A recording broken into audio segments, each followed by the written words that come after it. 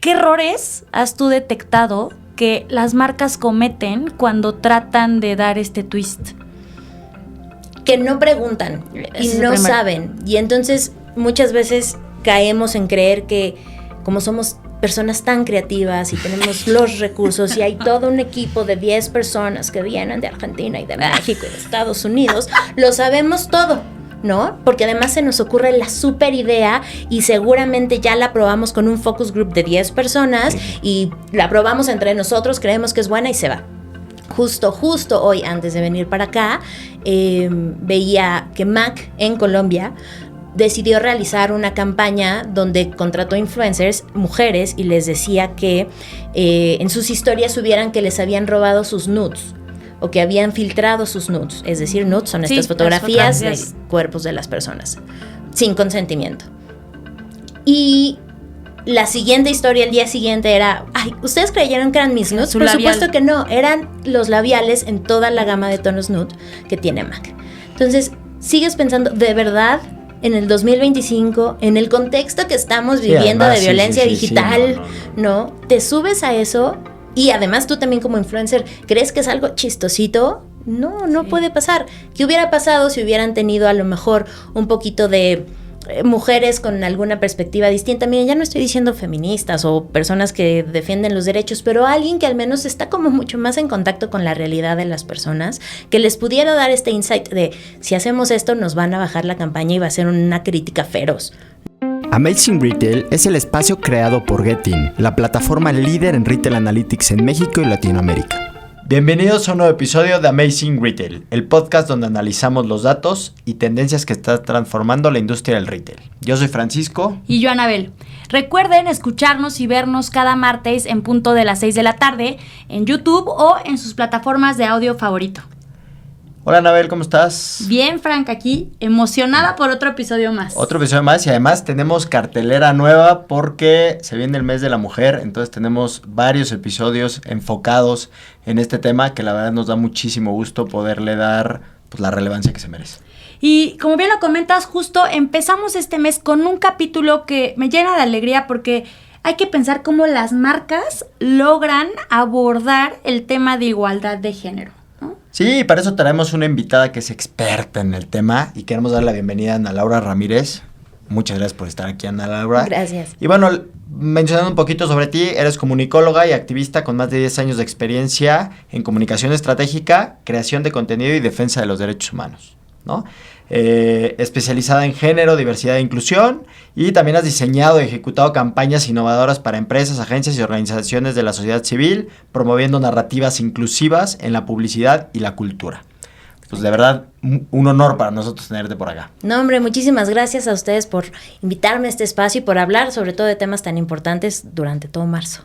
Sí, aparte es un tema bien relevante para todas las industrias, ¿no? Incluido las tiendas físicas, y creo que es bien relevante que ahorita puedas compartirnos tu perspectiva, ¿no? Y me gustaría preguntarte, ¿cómo ves el contexto actual de las marcas mexicanas abordando este tema que es tan crucial? Creo que ha habido un avance significativo en cómo las marcas hacen buenos esfuerzos e intentos por incluir a diferentes, no solo audiencias, sino diferentes temáticas que van alrededor de todo lo que tiene que ver con la mujer, con sus derechos, con las circunstancias y con las historias que viven. Para darles un poquito de contexto, hace unos años yo creé junto con otras compañeras un proyecto que se llamaba el Observatorio de las Publivíboras, que era como un juego de palabras de aquella, o todavía no sé si existe ya, entrega de premios a la publicidad en México que eran los Publivíboros. Y entonces, una cosa importante que notamos ya les estoy hablando de hace 10 años, yo creo, es que la publicidad, pues tenía todavía muchísimos contenidos sexistas, discriminatorios, violentos, y creamos un observatorio ciudadano donde la gente por Facebook nos mandaba sus comerciales y nos decía, oigan, yo creo que este comercial de cerveza es así y asado y no me gusta. O yo creo que pues pone a mujeres en bikini comiendo hamburguesas cuando lo ideal es, pues nadie se come así una hamburguesa, ¿no? Entonces la gente fue haciendo este ejercicio y nosotros lo que hacíamos, más allá de ser el dedito regañón y señalar, pues era intentar un diálogo con las agencias y con las empresas para decirles, oigan, la gente está percibiendo esto. Al principio había como un montón de puertas cerradas, Sí. porque era de, ¿y ustedes quiénes son? Las feministas que nos vienen, ¿no? Pero la verdad es que tuvimos ahora sí que el favor de la ciudadanía, la gente se empezó a clavar muchísimo y ciertas instancias como el Consejo Nacional para Prevenir la Discriminación, el CONAPRED, pues nos volteó a decir, tienen toda la razón, porque además esto sale en televisión Canales pública, en abiertos. radios, ahora obviamente mucho más en redes sociales, y claro que hay un impacto en las narrativas que están mostrando. Entonces, con eso pudimos hacer un poquito de trabajo y de incidencia con diferentes agencias de publicidad y con empresas que se subieron al barco de, tienen razón, ¿ok? No estamos haciendo el tipo de contenidos que nos gustaría, estamos al revés, siendo incluso a veces violentos y demás y no nos damos cuenta, ¿cómo cambiamos? Y entonces creo que a partir de estos ejercicios ciudadanos netamente, fue que las marcas empezaron a tener un poquito más de interés por cómo no hacer contenidos o productos que resultaran violentos y cómo crear buenas y mejores relaciones con la audiencia a la que iban. Maravilloso. Una pregunta que me causa curiosidad escuchándote. ¿Qué fue lo que detonó ese cambio? O sea, como lo comentaste, al principio eran puertas cerradas, a las marcas no les interesaba, esto vende, no me interesa saber la opinión. ¿Qué crees que haya cambiado que todos dijimos, hay que hacer el cambio? Que la gente se puso muy bien estos como lentes que siempre decíamos para distinguir cuando había contenidos violentos, discriminatorios, excluyentes, porque obviamente la gente se siente reflejada en eso, ¿no? Y entonces cuando vio que una marca se burlaba de su corporalidad, de sus raíces, de su género, dijo, oye, ya no está padre. Y entonces, además, hacía estas denuncias ahora a partir también del uso de redes sociales y se bajaban las campañas en 5 minutos. Qué fuerte. Entonces piensa que todo el trabajo que hiciste, toda la inversión que hubo, Sí, fue todo a el presupuesto la ejercido, basura. se iba muy lejos porque la gente no estaba contenta con al final algo que iba a consumir. Y no fue una generación en particular, o sea, fue en general, o sea, entraban todos, o detectaste como que hubiera sido... Yo, no, era bastante banda, particularmente aquella que tenía acceso a Claro.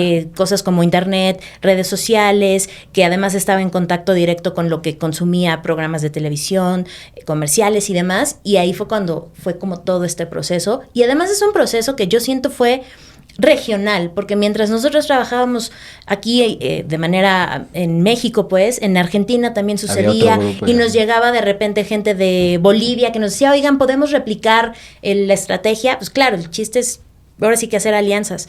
En Francia hay un ejercicio muy similar, de repente en Estados Unidos con los comerciales del Super Bowl, también hubo un grupo que estuvo ahí como súper atento, entonces nada, como que se fue expandiendo, sí, en los últimos 8 años, digamos. Órale. Oye, y a mí me causa también una duda en cuanto a la aceptación de las marcas, ¿no? O sea, porque pues, sí, o sea, una cosa es lo que los ciudadanos queremos, pero otra, creo que antes era muy diferente, quizás, ¿no? Lo que Sí. querían la gente y lo que querían las marcas. Hoy, ¿cómo has visto eso? Las marcas ya empiezan a voltear más y les preocupa más lo que piensa la gente o tal, o ellos siguen también mucho sobre su camino y... pues esto es lo que me vende y esto es lo que me vende y lo que me pide un grupo que muchas veces mal catalogado, un grupo minorista o lo que quieran, me vale. ¿Cómo has visto eso? Depende muchísimo de cada una de las marcas, de las empresas, de la cultura de valores que tengan, ¿no? Y de su interés por generar un cambio social tangible. Hay marcas que directamente desde hace muchos años te dicen, yo no soy activista, ¿no? Yo lo que hago es vender, Y me a mí vale. no me interesa. Y además tengo un regreso en mis focus groups o en mis números donde me está diciendo que la gente sigue conmigo. Lo cual es cierto, ¿no? O sea, tampoco, no le queremos aventar la bolita a las empresas, pero tampoco es completamente responsabilidad de las audiencias. Sí, es por también. ahí un conjunto sí, Por de algo lo varias siguen cosas, haciendo, ¿no? ¿no? O sea, si Claro. ves que no te Exacto. funciona porque nadie te pela, pues lo dejarías de hacer de alguna manera. Exactamente.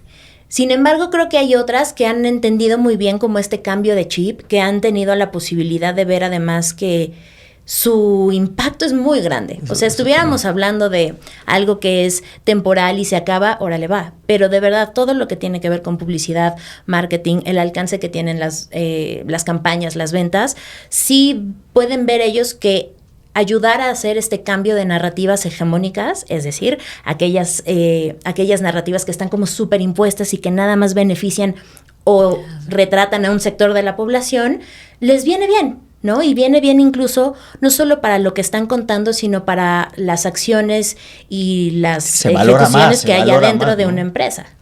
Ana Lau, ¿y es fácil identificar qué marcas lo hacen auténticamente o es complicado? Porque seguro hay marcas que... Sí, por conveniencia, porque Claro, ya vieron como- que funciona. sí, claro. Ajá, y como que es pues lo que súbete está- al tren, ¿no? Entonces, El sí. famoso Exacto. súbete al tren porque además me va a ir mejor por lana, ¿no? Al final Sí, me va a ir total. mejor. Sí, total. Y yo no pienso así, o sea, yo nada más lo hago porque pues es la tendencia, pero yo pienso... Exacto. O peor aún, que los valores de la compañía ni siquiera van alineados con lo que están en la narrativa, ¿no? Sí, y eso es muy fácil de identificar porque inmediatamente ves una campaña y la gente la baja, Qué fuerte. ¿no? O sea, sí hay varios casos de muchos tipos de ropa, de tiendas departamentales, de bebidas, donde hacen este intento, muestran y no funciona. La gente está muy enterada, está muy al tiro también, ¿no? Y entonces se baja. Y además también ya en la labor activista o de defensores de derechos humanos, de feministas, te vas enterando de casos que suceden tanto en las agencias como en las empresas, donde la narrativa que exponen no coincide con las actividades que realizan dentro, ¿no? Eso Las debe mujeres ser. siguen siendo súper violentadas, hostigadas, las personas de las poblaciones LGBT pues ni siquiera existen, son invisibilizadas, en fin, un Sí, montón sale de cosas todo. que claramente reflejan lo que está pasando adentro de la marca de la empresa. Qué fuerte, sí, claro.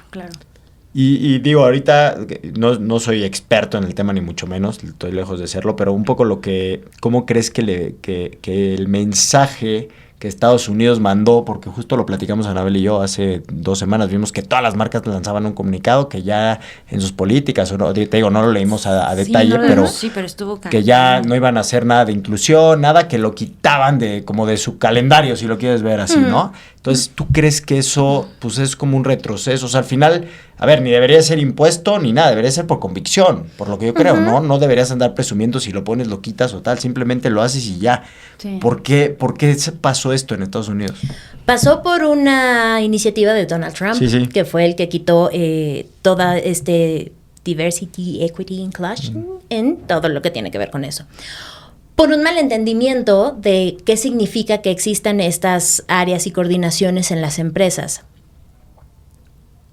Reducida a que piensan que entonces a fuerza tiene que haber personas afroamericanas o personas de las poblaciones LGBT.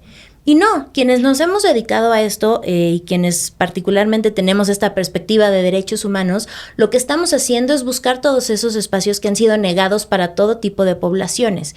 Que tengas una característica de personalidad o no, pues abona a que probablemente no hayas tenido las mismas oportunidades que otras personas, Claro. ¿no? Entonces, lo que se busca con estos, con el DEI, es buscar la inclusión en la mayor cantidad de posibilidades posibles y entender en el fondo que en esa diversidad hay riqueza, ¿no? Y es la cotidianidad. Luego la gente piensa que es una cosa anormal o que no es lo que todos los días vemos. Y si abrimos un poquito los ojos al lugar de al lado, a nuestra familia, a nuestras amistades, todas las personas somos diversas. Todos tenemos alguna característica de personalidad, de nuestra identidad, de nuestra orientación, alguna discapacidad, algo que nos que hace te hace ser diferente. parte de esta diversidad.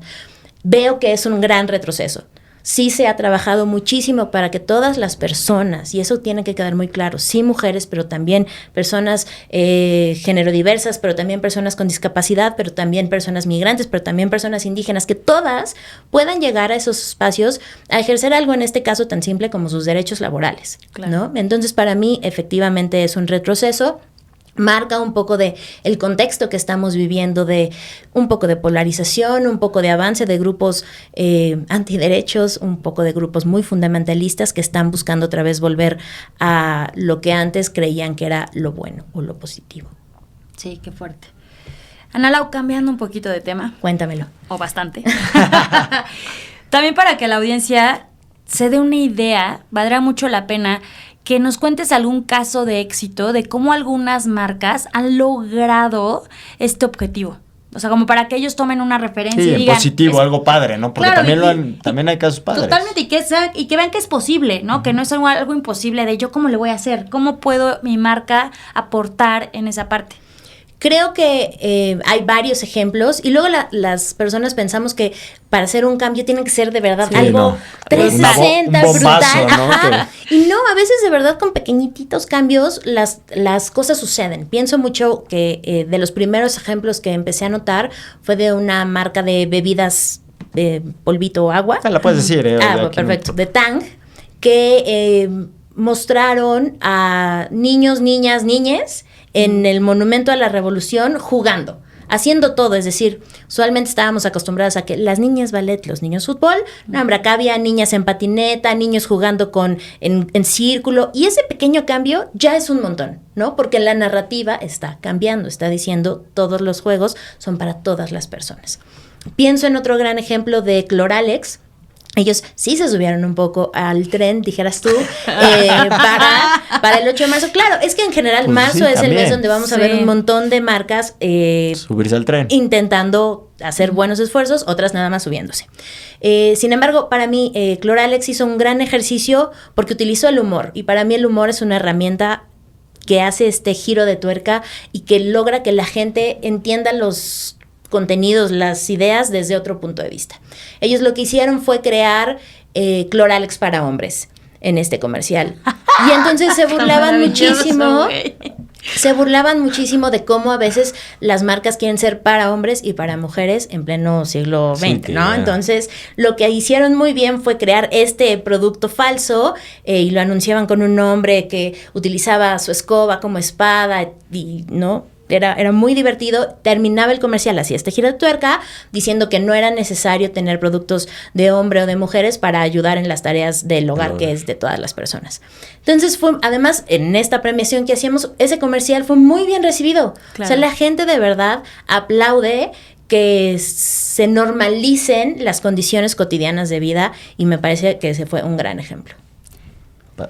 Increíble, porque además, como bien mencionas, no tienes que descubrir el hilo negro. No. O sea, mientras más sencillo, pues más le llega a las personas, más al alcance, ¿no? No es algo que, no, eso solo pasa allá, en África, ¿no? Sí, exacto. Eso solo pasa en África, aquí no. Y cuando, como bien decías, tus vecinos sufren lo mismo que pasa en África. O sea, no te tienes que ir al otro lado del mundo. No, jamás. Tenemos que hacer como este ejercicio de autocrítica y ver que en nuestra casa suceden un montón de 100%. Cosas. Sí. Y otra cosa que ayudó a este cambio, nada más porque me parece importante mencionarlo, es que las agencias, las empresas, la gente creativa, se abrió a hablar con las personas que saben del tema o que viven el tema. Es decir, no puedes hacer una campaña de violencia de género si no hablas a lo mejor con víctimas de cómo fue su proceso, qué vivieron, qué es lo que buscan después de pasar esto y cómo se convierten en sobrevivientes y siguen su vida, ¿no? No puedes hablar de una inclusión de poblaciones LGBT si no tienes en tu equipo a alguien que viva esas cosas cotidianamente. Que justo para ir a mi pregunta, perdón que te interrumpí, Ana Lau, porque si no entienden bien de fondo la situación, es contraproducente. Mejor ni hablar del tema, ¿no? Claro, o sea, y sí lo tienen que, así como siempre decimos, conozcan a su consumidor, aquí es bien relevante entender la profundidad y el problema de raíz, porque si no puede salir contraproducente. Y justo me preguntaba, ¿qué errores has tú detectado que las marcas cometen cuando tratan de dar este twist? Que no preguntan y no saben. Y entonces muchas veces caemos en creer que como somos personas tan creativas y tenemos los recursos y hay todo un equipo de 10 personas que vienen de Argentina y de México y de Estados Unidos, lo sabemos todo, ¿no? Porque además se nos ocurre la super idea y seguramente ya la probamos con un focus group de 10 personas y la probamos entre nosotros, creemos que es buena y se va. Justo hoy, antes de venir para acá, veía que MAC en Colombia decidió realizar una campaña donde contrató influencers, mujeres, y les decía que en sus historias subieran que les habían robado sus nudes o que habían filtrado sus nudes. Es decir, nudes son estas fotografías de cuerpos de las personas sin consentimiento. Y la siguiente historia, el día siguiente era, ¿ustedes creyeron que eran mis nudes? Por supuesto que no, eran los labiales en toda la gama de tonos nude que tiene MAC. Entonces, sigues pensando, ¿de verdad? En el 2025, en el contexto que estamos viviendo además, de violencia digital, no, te subes a eso y además tú también como influencer, ¿crees que es algo chistosito? No puede pasar. ¿Qué hubiera pasado si hubieran tenido a lo mejor un poquito de mujeres con alguna perspectiva distinta. Miren, ya no estoy diciendo feministas o personas que defienden los derechos, pero alguien que al menos está como mucho más en contacto con la realidad de las personas, que les pudiera dar este insight de si hacemos esto nos van a bajar la campaña y va a ser una crítica feroz, ¿no? Sí, porque además te estás burlando de lo que le pasó a gente. Claro, gente totalmente. sí sufrió de eso. Sí, totalmente, muchísima. Y es el ¿cuánta tema, gente, no? el twist incorrecto de ser algo gracioso termina siendo totalmente ofensivo. Exactamente, por querer dar por querer hablarle a este público objetivo que son me imagino, ¿no? Que son las jóvenes entre 15 y 19 que utilizan, que están en redes sociales, que ven las historias, que ven estas influencers y que además utilizan nuestro producto porque lo van recomendando entre ellas, etcétera, etcétera. Y no viste el contexto y la realidad que están viviendo estas personas, 100%. ¿No? Y tú dijiste algo que me parece clave en cuanto a que el humor, ¿no? Que te gusta mucho, también es un arte. O sea, hay que saber usar el humor, ¿no? Porque claro, si no caes en una barbaridad. Claro, y sin pensar que entonces ya no nos podemos reír de nada y que entonces todo es políticamente correcto y nos metemos en un cuadradito que por supuesto que no es. No vamos a hacer escarnio ni burla de quien no ha tenido un cierto privilegio. Siempre nos podemos burlar pero siempre podemos hacer humor desde otros espacios. Y el humor al final también es una forma de persuasión. O sea, decir una broma en el momento indicado hace que la gente se ríe y ya la persuadiste para que esté contigo en algo. Totalmente. Solamente tenemos que fijarnos no en estas cosas que la gente piensa de verdad, es que se van a ofender, la generación de cristal, sino de verdad de qué tan creativos, creativas somos para llevar ese humor a otros espacios y que la gente, mucha gente, conecte con nuestra idea sin temor a que nos bajen la campaña en 5 minutos. Ana Lau, y otra pregunta. Dímelo. Las marcas, perdón, ahora de cara al consumidor, ¿los consumidores prefieren marcas auténticas que estén trabajando en este punto a marcas que no lo estén haciendo y lo ignoren y que piensen, yo solo vendo, me vale? ¿Tú qué has sentido de cara al consumidor? Yo creo que las personas consumidoras están en 2 puntos. Uno, lo orgánico, lo que sucede en su cotidianidad y es bien retratado, bien narrado, funciona muy bien. Y por esto mismo que les digo, que hay un contexto general, global, de polarización o de un avance de grupos conservadores, antiderechos y demás, también hay mucha gente que está reacia a ese cambio, ¿no? Vivimos, además, si piensan en los últimos 10 años, vivimos unos cambios de, primero era el género, las mujeres, pero luego las personas gays, pero luego las lesbianas y las personas trans y luego, ¿no? O sea, como que la gente siente que todo esto va a un paso acelerado y lo que ellos tomaban como algo cotidiano, normal, ya no es.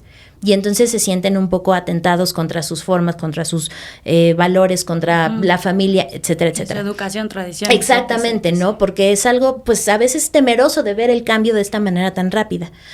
Entonces también creo que hay gente que piensa, lo que les decía un poco de, entonces es inclusión forzada o me están obligando a ver algo que yo no quería ver. Creo que es momento de cambios, es momento de transformaciones. Creo que es momento de abrirnos un poco sin temer a ese cambio. Las narrativas también que incluyen discurso de odio y que va por atrás del lado de los consumidores, porque si ves las reacciones que hay en los comentarios, en las reacciones, en los likes, en los reposts, sí tienen como mucha cosita ahí que no está tan padre, ¿no? Y sí creo que ha habido un regreso. Lo noto muy claro en las últimas partes de Publivíboras. Uno de los últimos posts que hice fue sobre Cola Loca, que sacó su Cola Loca Lady. Y era un producto rosa, o sea, el mismo pegamento, rosa, Lady, o sea, se llamaba Lady, con flores y estrellas, muy femenino. No, muy girly. Y con una cosita como para una luz para que tus uñas se caen más rápido, etcétera, etcétera. En mi contexto, donde yo pensaba que la ciudadanía ya estaba como súper atenta, iba a decir, ¿qué onda con el pink tax? ¿O qué onda con que nos pinten otra vez a las mujeres de rosa, lady, Y no, mucha gente como que se subió al tren de, no, pues a mí me gusta, qué bueno que regresemos a los colores tradicionales, las formas, porque nosotras las damas, que está bien, todo el mundo está en la libertad de expresarse y de tener sus puntos de vista, que además son muy valiosos. Pero sí está importante que volvamos a hacer ese ejercicio de por qué estamos regresando a algo que ya habíamos roto, que nos pone otra vez en un cuadradito de las personas son solo esto y no se puede modificar. Creo que ahí habría que hacer, insisto, este ejercicio de ver para dónde vamos. Totalmente. Qué fuerte que esté esta regresión pasando. Sí, hay esperanza, porque creo que también hay muchos grupos y hay muchas personas que traen toda la intención, que traen toda la energía para hacerle frente a todo este discurso de odio o a todos estos retrocesos. Sí. Y nada, como marca, pues cuidarse. Al final de cuentas sí hay que tener cuidado, no hay que lanzar lo que primero nos venga a la cabeza, porque cometemos, creo que, errores garrafales, ¿no? Y quedas peor, o sea, al final, pues todo lo que se construye se puede destruir en un minuto, Sí, exacto. ¿no? Sí, que nazca de verdad desde la esencia de una y si marca. no lo hagan. O sea, también, eso, no se vale. Que nazca desde la esencia, que realmente venga porque la marca hace sentido, porque lo quieren los mismos directivos, founders, sí, viene lo que de arriba sea. de todo, o sea, viene de todos que lados. se permee y que sea natural y real. Exactamente. Si no, así estamos bien. Si te vas a subir al barco o al tren, Exacto, órale, entrale con todo. Oye, Ana, y tenemos una pregunta que le hacemos para terminar a todos nuestros invitados, y pues no podemos dejar de hacértela a ti también. Okay. Hay una corriente muy fuerte a nivel mundial que dice que las tiendas físicas van a desaparecer, ¿no? Uh-huh. ¿Tú qué opinas? Yo pienso que es posible por las tendencias y la cercanía que tenemos ahora con lo digital. Sin embargo, pensaría que falta mucho, porque si nos salimos de nuestra burbuja urbana, vemos como todavía hay tiendas de trueque, hay tiendas de la esquina, hay tiendas en el rincón más escondido de México, ¿no? Entonces luego pensamos en tiendas en un contexto, eso, de una ciudad donde la gente vive en un ritmo súper acelerado, donde hay un cierto nivel económico que prevalece, pero sin eso, rompemos nuestra burbuja y nos vamos más allá y entendemos la realidad, al menos en un contexto nacional o latinoamericano, podemos ver que hay mucha gente que no puede tener acceso a la digitalidad, al internet, a un teléfono, a una tableta, a una computadora. Entonces veamos y sepamos que también ese es un público que se puede ver, si ya lo vemos en términos muy del capital, pues es un consumidor o un cliente, y hay que también no dejarlo de ladito y no volver a eso de hacer como esta división. Totalmente. Pues Ana Lau, muchísimas gracias por habernos acompañado. De verdad, este episodio fue súper valioso porque nos diste esta perspectiva única, ¿no? Un poco alineada a la comunicación inclusiva y el arte como herramientas para todas las marcas. No, y también recordar que la publicidad es una herramienta y es un arma también, ¿no? Que te puede posicionar con toda la gente conforme a lo que tú quieres, ¿no? Y hay que ser responsables también en cómo la usamos, creo, y hay que ser creativos, o sea, no tener miedo a ser creativos, pero sí teniendo mucha responsabilidad, ¿no?